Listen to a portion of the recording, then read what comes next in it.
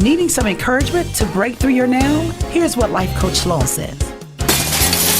Change the way that you think and you will alter the entire course of your life.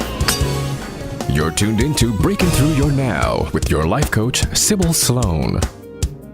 Good morning and welcome to another episode of Breaking Through Your Now with your life coach, Sybil Sloan. Remember, if you change the way that you think, you will alter the entire course of your life.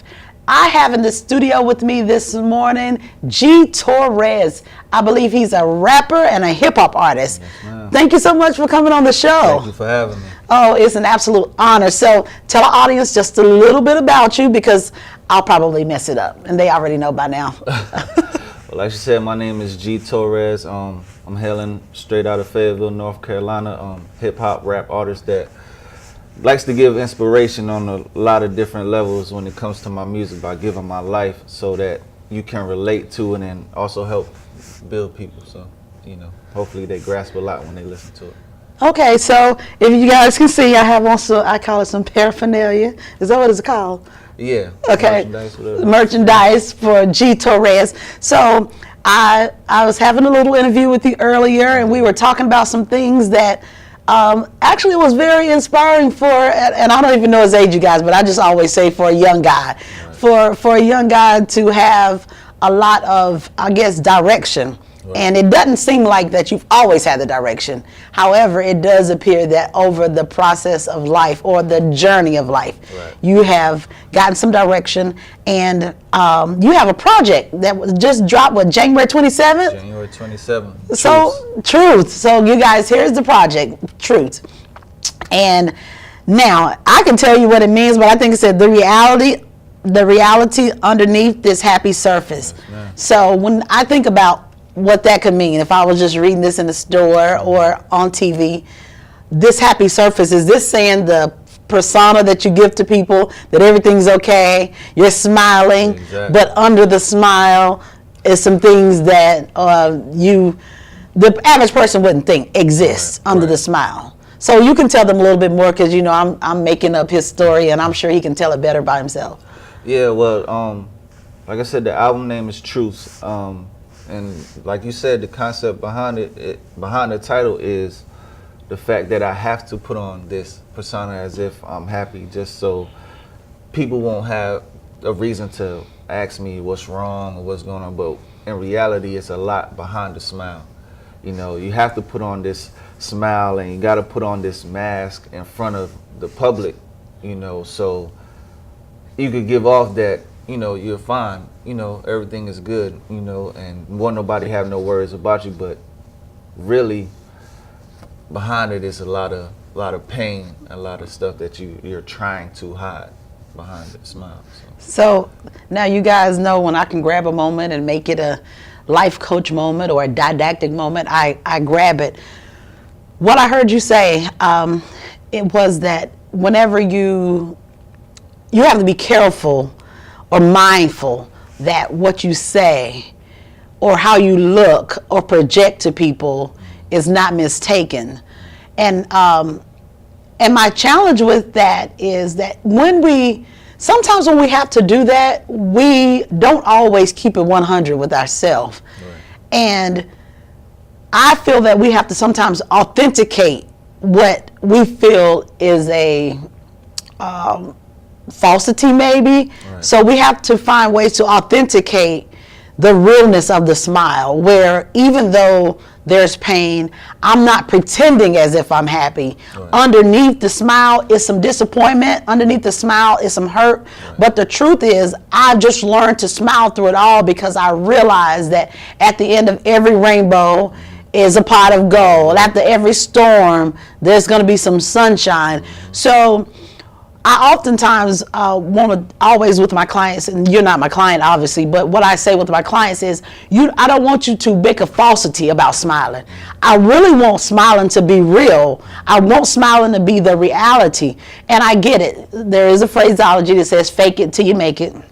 I'm not a fan of fake it till you make it, but I get the concept of why people say fake it till you make it. Because when you're in the public, when you're pursuing things, if you don't give off the right energy, right, you will attract the very thing that you're giving off. And so sometimes the fake it till you make it just simply means appear in a certain way, because you want to be able to attract positive vibes, good people, and you don't want to live life feeling like you're at another place of disappointment or another place of hurt.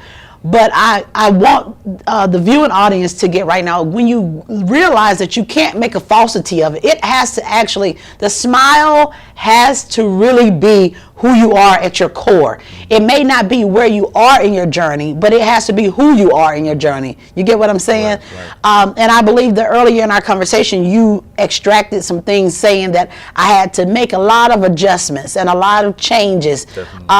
Just touch on, for a minute or two, what things you had to change in your journey. I believe you were talking about cutting off, the pruning process where you had to get rid of the negative people, the negative things. Just expound on how that actually impacted you and allowed you to go through your journey that may have had pain, but you went through it with the real smile and it wasn't a make-believe smile.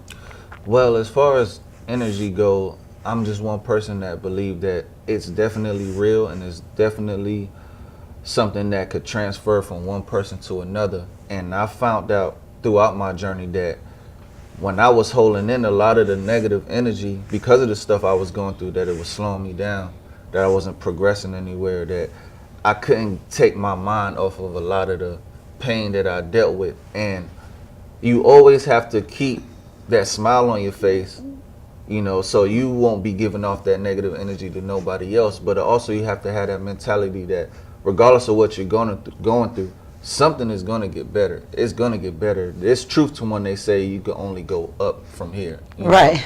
So as long as you keep that mentality and you let go of a lot of that negative energy, your mind is going to start to, function and thinking that, okay, it's going to get better. It's just me figuring out how it's going to get better and taking those steps to make things better. You can't stay dwelling on the negative. So when it comes, find a way to let it go and move forward.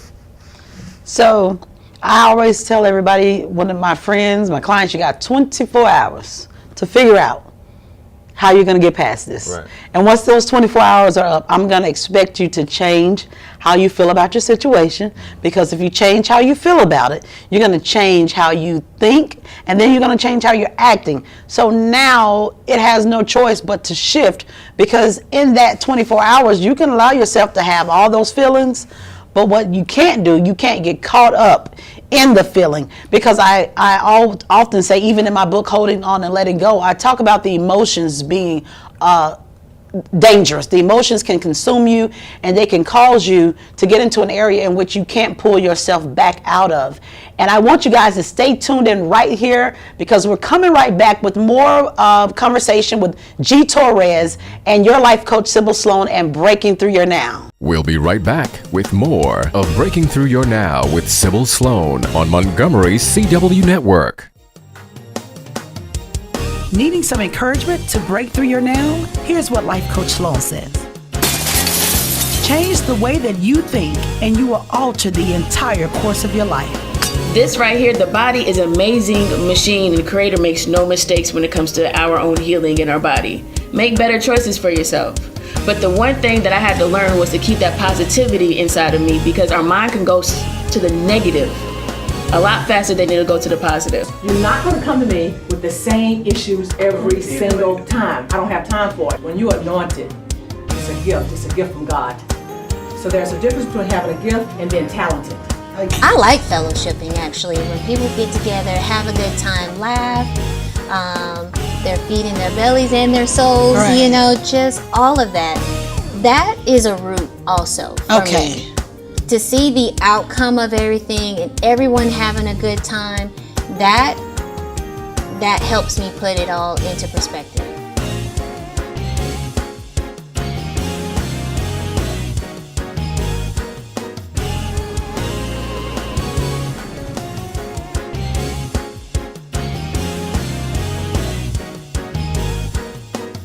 Now, back to Breaking Through Your Now with Sybil Sloan on Montgomery's CW network. Welcome back to Breaking Through Your Now. This is your life coach, Sybil Sloan, and my continued interview with G. Torres. Man, G's here. G's here. G's here, y'all. So earlier we were just talking about the face, the not letting it be a falsity, but coming from the depth of who we are. So now we're going to shift the interview just a little bit, and we're going to talk about what the truths with an S. Yes. What actually made you actually write this project, produce this project? Where did it come from? Where was it birthed from? Okay, actually this album it's my way of bringing the audience closer to me. Okay. You know, I'm more the artist that feels that the way to gain your core following is to give them that gateway to feeling like they know you. I can't come into the game or come off rip giving you this image like I got it like that, or I done made it. So I want you to know where the beginning came from. Okay. And I'm structured the album the way it is based around this this therapy session, just so I could give them those different steps that brought me to where I'm at today. You know, the pain that I went through, the ups and downs I went through when it came to family, when it came to friends, when it came to the effects the city had on my life, and me overcoming all of that. Okay. And we getting to this point where I'm at today. So that's basically what structured it is, me venting those issues out with this therapy session because of music being my therapy. Okay, so you said the city. So would that be Brooklyn? Would that be Fayetteville? That would be- Just tell me which city was that sort of kind of helped you birth, I will say, this project.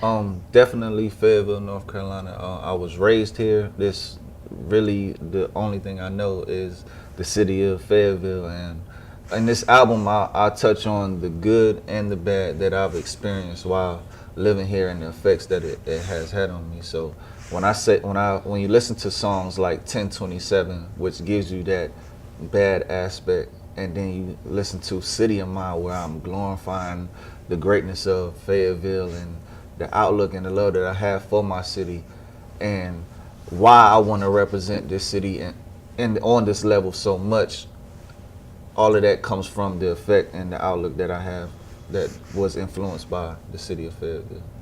Okay, so and so everybody knows so is my next phrase. One day I'm gonna get rid of so in my life, and I'm not gonna say so at the end of or at the beginning of the next question. Okay.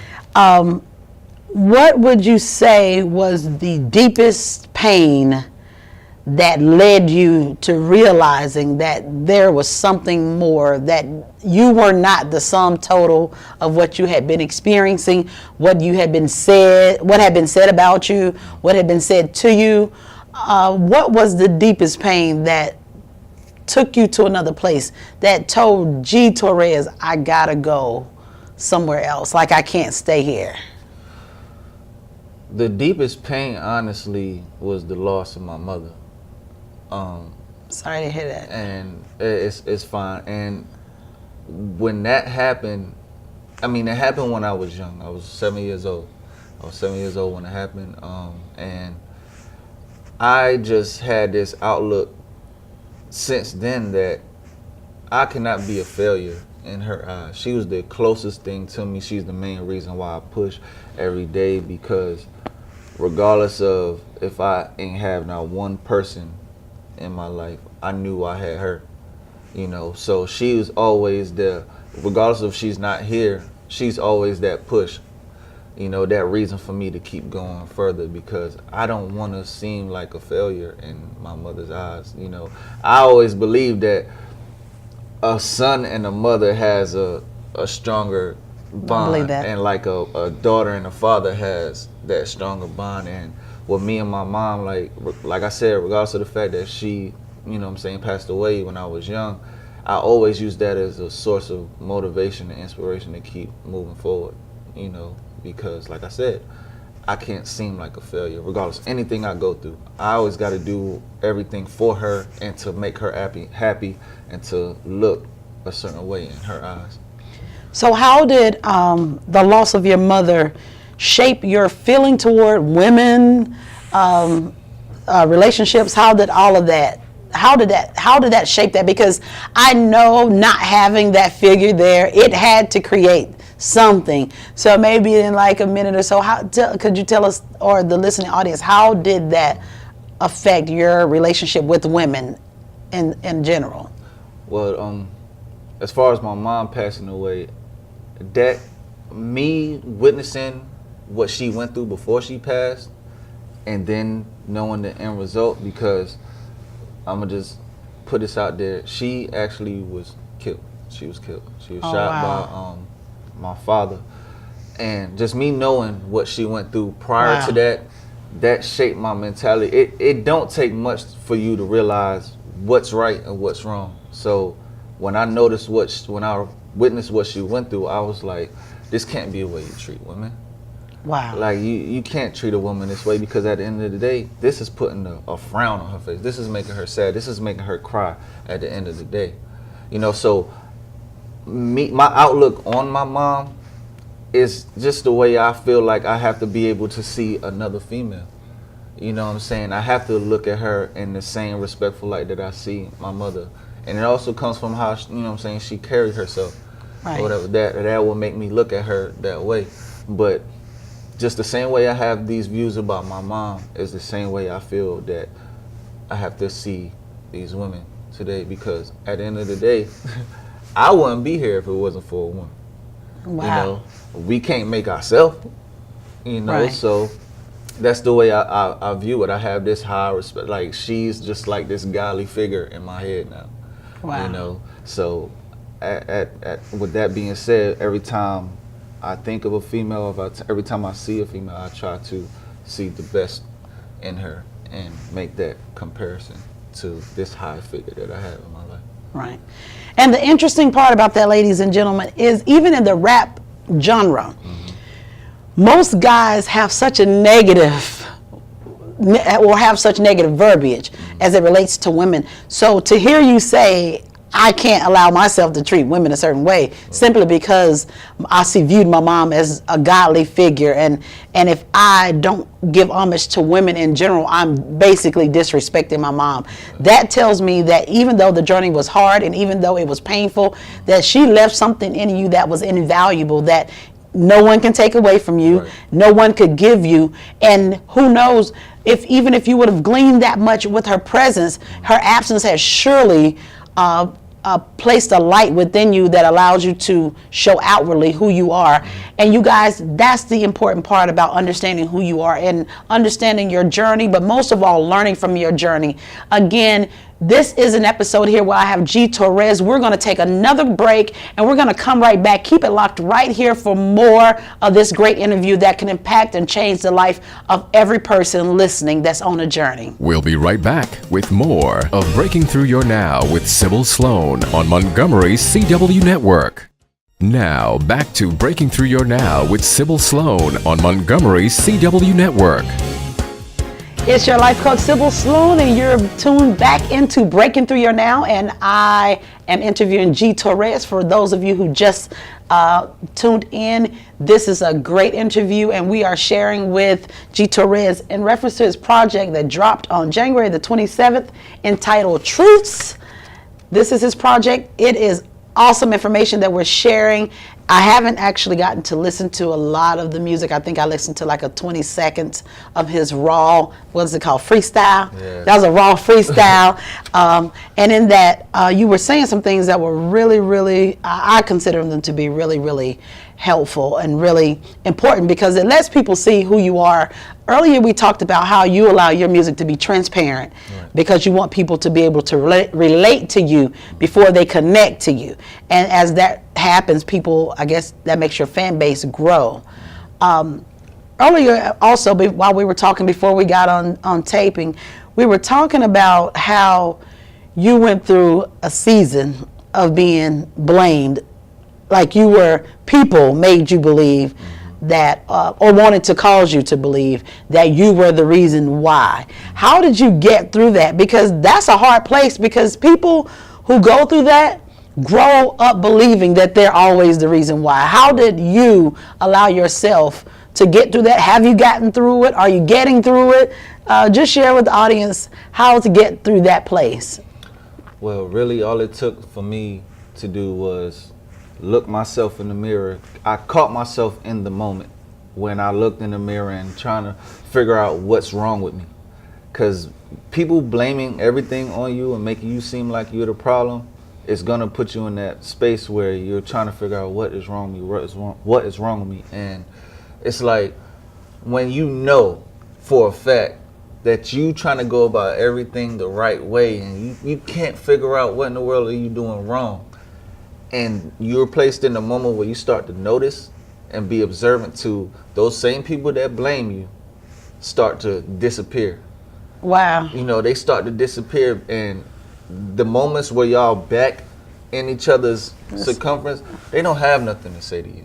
Wow. Because those moments they blame you came from nothing. They just try to make you feel a certain way so they wouldn't have the blame put on them.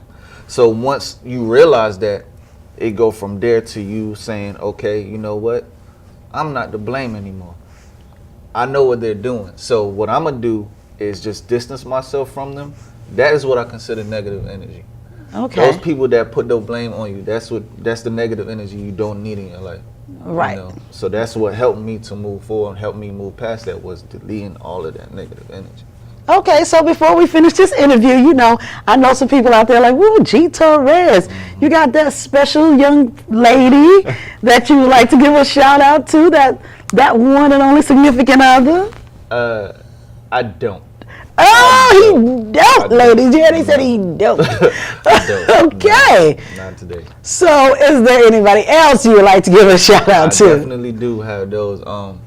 This project in particular, this Truths album, this is something that's dear to me, and I wouldn't have been able to put it together if it wasn't for a select few of people. One being my producer, Nimrod, who is, I can't express how dope this guy is. Okay.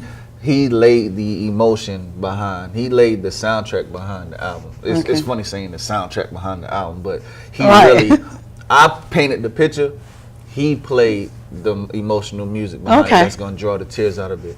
Also, Tish Monet, she's a phenomenal singer, you know what I'm saying, also here in Fayetteville, North Carolina, that's really doing her thing, making big noise. Also, Queen, who is featured on The Getaway, you know, she's in Louisiana right now, but she's also a singer.